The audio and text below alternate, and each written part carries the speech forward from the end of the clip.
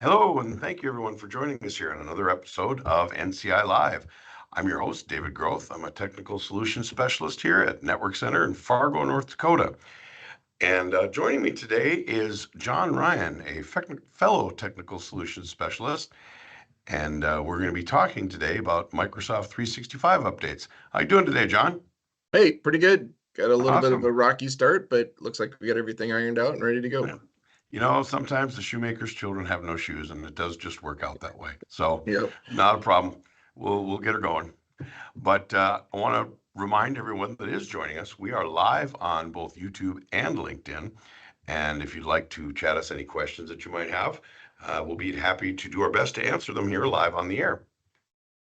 And with that, John, just tell us real quickly who you are, what you do, and then we can get right into the meat of it. Yeah, so I'm a technical solutions specialist here at Network Center, kind of a co-worker, heart of David's. And we work with customers to talk about new technologies that are coming out and to, talk about new solutions that might be something that they're interested in and help with quoting and qualifying customers. So today we're going to talk about Microsoft 365 updates. Obviously, a lot of stuff happens in the background all year long. So we're kind of breaking these up and just letting you know when kind of major updates happen. There's hundreds of updates a day, it seems like, from Microsoft. So we just try to filter out the stuff that is cool and things that you're probably going to end up using. So with that, I guess if we want to get started. Absolutely. No, absolutely. And to counter off your point, I agree that Microsoft updates things a lot. If you're waiting for a feature or you don't like a feature and you want it to change, just wait a little bit. That's the great thing about Microsoft 365. It's a subscription.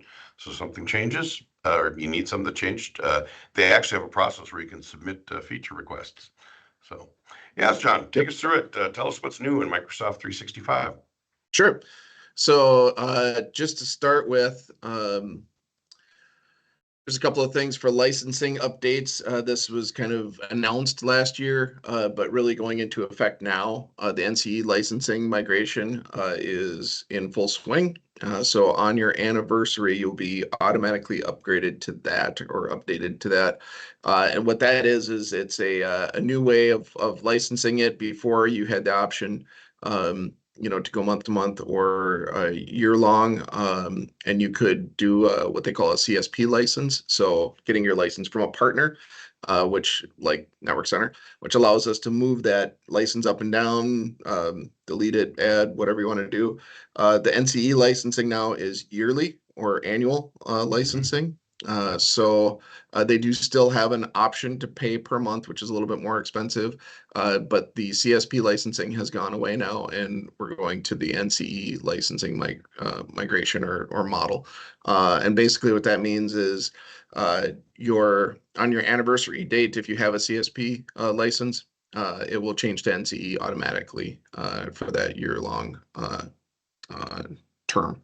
So And the that's disadvantage behind that is you can't cancel it. So the advantage is you can upgrade. So if you are moving from like standard to premium or anything like that, they do allow upgrades during that process, but do not allow you to cancel that subscription until the anniversary. So another note, some add-on licensing kind of has its own birth date and anniversary. So they don't allow that to co-term yet. We'll see if that comes out later with the NCE rolling out. I'm guessing the feedback will be that they want that to co-term, meaning that if you have Teams calling or something like that that you add on, it has its own anniversary. So, and like I said, month to month is still available at a higher premium if you want to go that route. certainly, and that's something we can definitely check on for our clients. That if they want to give us a call, we can check on to see if where your licensing is at, if you're already on it, if you need to be concerned about it, where you're at, all that kind of stuff. Absolutely. So, New Teams interface. You've probably seen that little toggle on the Teams window that allows you to flip it back and forth between the classic Teams and the current one. On after March 31st, everyone is going to have to move to the new Teams interface, and will be automatically updated to it, with some exceptions. As it reads here, this is an official statement from Microsoft, such as VDI users. They have until June 30th. They're just building so much into, and I'll show you that in a little bit here, that they're changing some of the menus and building so much into it that it's really an advantage to move to the new client anyway.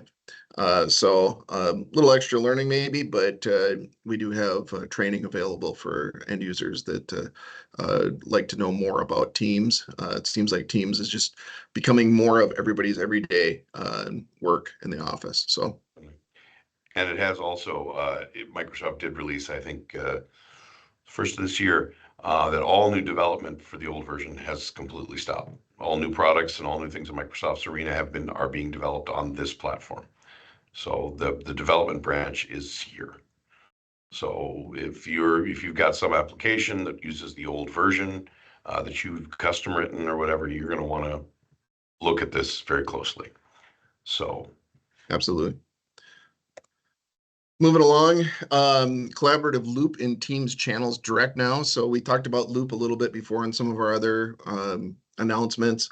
Loop is basically the ability to add components within chats, and allows you to make stuff like bulleted lists, checklists, numbered lists, different type of content that's available across the Teams platform. This is now available in Teams channels. So now you can go into just a Teams channel in just the basic general area of it, where you would do all of your communicating. And you can just fire up a loop component there. The nice part about that is it's easy to find. A lot of people may have a difficulty finding loop components if they're not used to using them, but this way you just go right back to the channel and it's sitting right there for you to work on. So it's now a icon now in the post menu where you would post a comment. It's just that little kind of I guess loop, that blue loop, backwards A in the bottom menu now, and then that gives you the loop component list to choose from to start yours.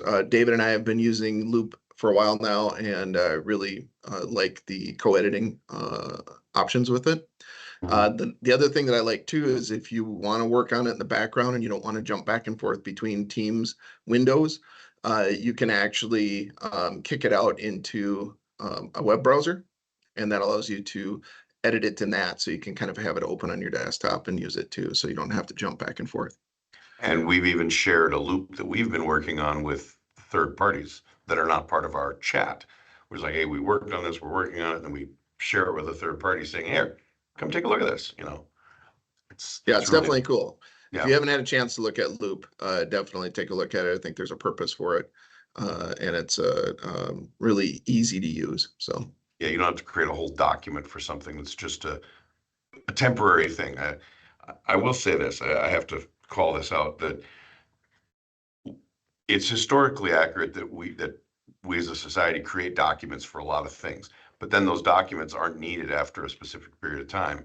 They just aren't, usually not even a matter of days or weeks. Loop was designed to allow collaborative access to that process of creating that document, but then also to have that document not have to be there I mean, it can be, but it doesn't have to be there after, say, 3 years or 5 years or whatever that is, or a year or a week or a month. So, yep, like and meeting I think agendas. a lot of people too use Teams for project-based work, right? Yep. So especially channels, you'll open up a channel for something Yep. that's a project, and this is just a part of the project, so it can kind of live and exist within the project and not have to be a document or anything like that that gets backed up locally or accessed locally on your laptop or any of that kind of stuff. So Correct. this is a new function in the Teams channel that you can do to search all channels. You can just do Control F while you're in there, and it'll pop up in the search window to the right. This is kind of an easier way to search. you can type in, your keywords and it'll give you the results right there in the side window. So you don't have to navigate off or go to documents and search documents or any of that kind of stuff. You can just do this. It'll give you references to the channels. It'll give you a reference to documents. You can look up call outs that you're called out in.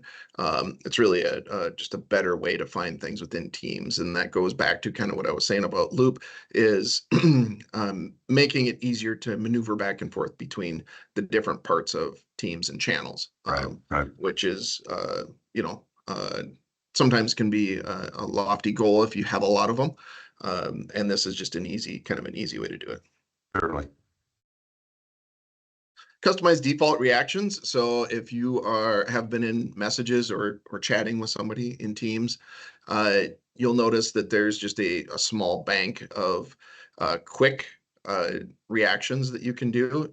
They've now made that so that you can change those out to customize them. So if you have favorites that you use, instead of going, directly to looking up, your recents or, even just going into the different icons, you can actually assign default reactions in there. And basically you do that by hitting that little down at the bottom on the left image, you'll see those are your defaults. You can actually click that little plus, the face with the plus next to it. That'll bring you to the next window. And if you hit plus, you can delete the ones that are in there and you can add new reactions. So if you use the 100% or the rocker fingers or whatever, you can kind of see what I use. That's mine on the left. I haven't customized it, but most times it's usually just thumbs up or rocker hands or whatever it happens to be. So, but kind of a nice thing to customize it a little bit so that you don't have to go searching for that. It's all about saving time and making things easier. So, Nice. New OneDrive link in Teams. So this is actually really cool. If you are a person that works in OneDrive, you can actually access it directly from Teams now. There's a menu on the left side that allows you to just click on OneDrive, and that will actually bring up your OneDrive window, and it'll look inside the main Teams window. It'll look just like you went out to the web version of it. So if you're familiar with working out there and moving through your documents and everything, now you don't have to bump out and do that through the web portal. You can do that directly through the Teams window, and allows you to, add files, browse, look at, basically all of your content there. So kind of bringing OneDrive a little more into Teams than it has been in the past. That does replace the old Files app. Yep. Yeah, very cool. The Meet app, if you have not used this yet, this is actually very, very cool. But the Meet app, and you'd want to go to the left side of the menu and either add it to your shortcuts or just look it up, search for the apps and click on Meet. But that brings up all of your meetings. So previous meetings, coming up meetings, missed meetings, you can look at recorded meetings, all from one interface. It'll show you, even in my case here, my daughter had cheer fundamentals last night. It shows you stuff that's outside of work hours too. But it allows you to kind of manage and view all of your meetings in one spot. And then you can also, if you look down there, it says mentions on the lower right. So if somebody actually calls you out or mentions your name within a meeting, you can actually look at the ones where you've been maybe tasked with something that you missed or forgot about. So Yeah, it's very cool. Two things I want to mention about this. First thing I want to say to everybody that is still watching with us, please feel free to message us your questions, and we can definitely answer any of them. Just kind of a reminder, we're here to answer your questions, and we are live. So, second thing, you mentioned the recaps, the intelligent recaps. If you're not using them, it's a very cool feature. So that requires an extra license. It requires the Teams Premium add-on, but it'll definitely do a nice job of recapping the meeting and showing you who said what and when and what tasks are remaining. So very cool. Yep, you can view transcripts, and if you have Copilot, you can do a whole ton more, Yeah. which we'll get into more in the Copilot session, which I'm sure we'll have sometime here shortly. Hmm. The Stream app. So this is another one that's relatively new. You'll see some familiar faces down in my window down there. But Mhm. basically, what this does is it brings up all of the videos and recordings that you've had. Um, previous. We have meetings all the time with recordings. You can upload new recordings to it. It'll even show you things that you've played, like a video that you've maybe downloaded. It just gives you all of your access to kind of your media files, your video files, and puts it all in one spot for you. Very nice. And this is probably familiar too. This is also available on the web if you had it before, but right now you can do it through the Teams app as well, just by Right. selecting the app from that same menu that I just showed you for the Meet. It's an internal YouTube, basically, an internal YouTube studio. Yeah, definitely Yep. cool.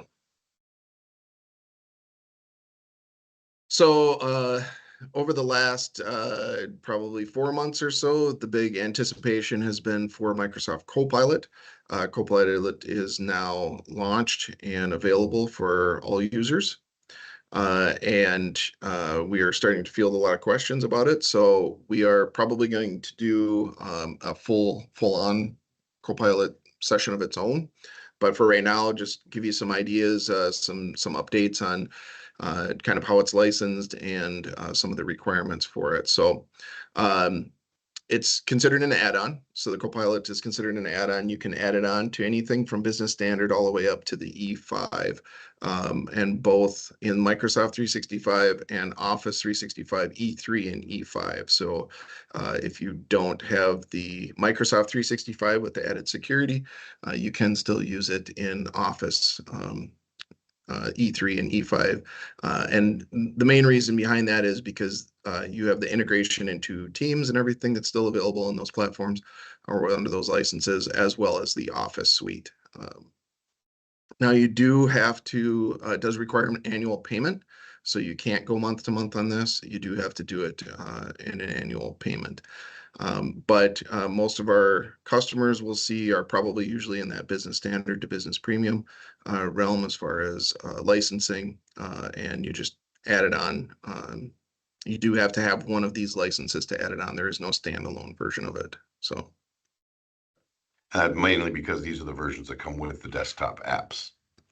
correct. Yep. So this is the breakout of the Copilot features. And you'll notice on the left side, there's one called for individuals. That's actually Copilot, if you want to call it, for your personal 365 accounts. So if you have one that's on Microsoft.com or a Hotmail account or an Outlook account that's not associated with an organization, so that would be kind of the home use version of it. They do have a free version of Copilot, and then they do have a pay-for version of Copilot Pro, which gives you a lot more of those features within the Office suite. As far as the free one goes, you'll have the option to do it with the web grounding and being able to pull from like web resources to create documents and content.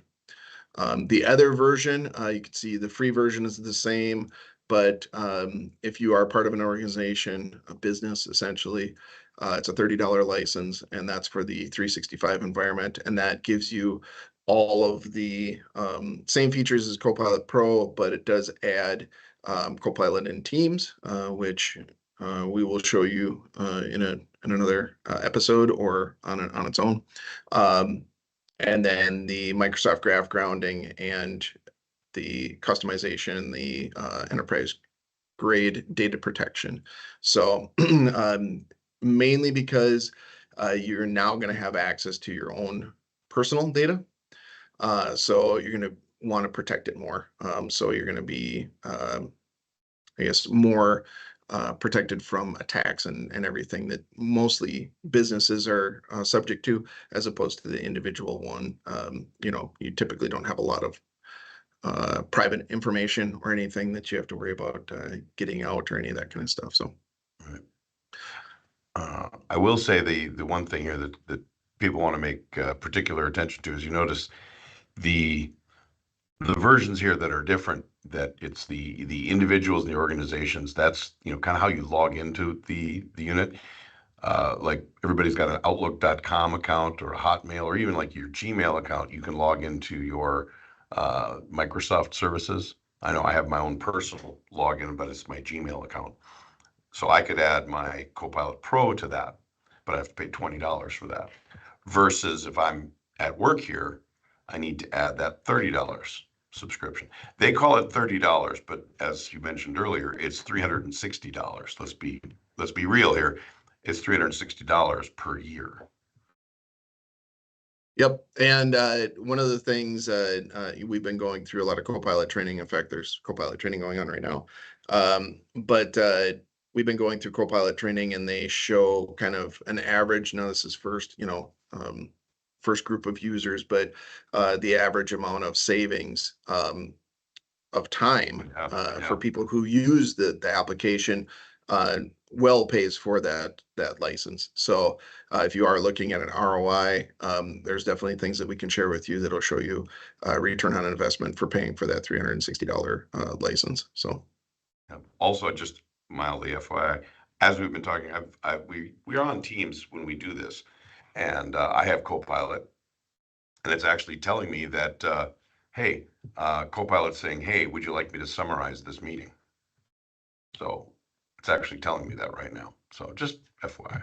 yeah, and I think the thing that we need to remind people is that Copilot is truly a Copilot. It's somebody kind of sitting Right. next to you, Yep. helping you with tasks and everything. It's not to replace your thought process or any of the Yeah. content that you come up with. It's there to help you. So whether it's looking up stats or helping you build, a graph or a table or any of that kind of stuff, you still have to kind of be in the pilot seat, right? You still have to be the one Give that's it some driving the direction. content. Yeah. Give it some direction. The nice part about it is, and we'll talk about this more in the full-on demo of it, but the nice part is like David and I were talking about it, you can have a conversation with Copilot, and you can talk back and forth through the way that you would want to change a document or a graph or something. Having a conversation with it is kind of what makes it personable, Mhm. as opposed to just go out and get these stats for me and put it in a graph, so. Right. And this is kind of how this is getting a little bit nerdy here, but Microsoft's natural language model is a kind of conglomeration of different resources for the entire environment that you're working in. So it uses Microsoft's large language models, Microsoft Graph, which you can pull in your data through APIs, the Microsoft 365 applications, which is where it's available in, so Teams and Office and all of that, and the internet source for pulling in content. So it's kind of a multi access type of application, and uses all of this data to put together, your presentation or your thoughts or whatever you're going for content. So is it going to completely change the industry? It will change how we do things, but I don't think it's meant to replace anything or replace that human factor that we use now. You have to know what you want, right? You have to be able to say, I'm trying to create this because I want to make this kind of point. Copilot, can you help me do that? And as you work through it, you'll figure out the keywords and the way to phrase things and everything to Yeah. make it work to your advantage. Absolutely. So David's had some experience with it so far. Any kind of feedback or anything that you've had? I can say that you definitely need to talk to it like a person. Give it instructions, but be clear. And the more clear you are, the more descriptive you are, the better your result will be. Like, don't just give it a 3-word thing and expect it to read your mind.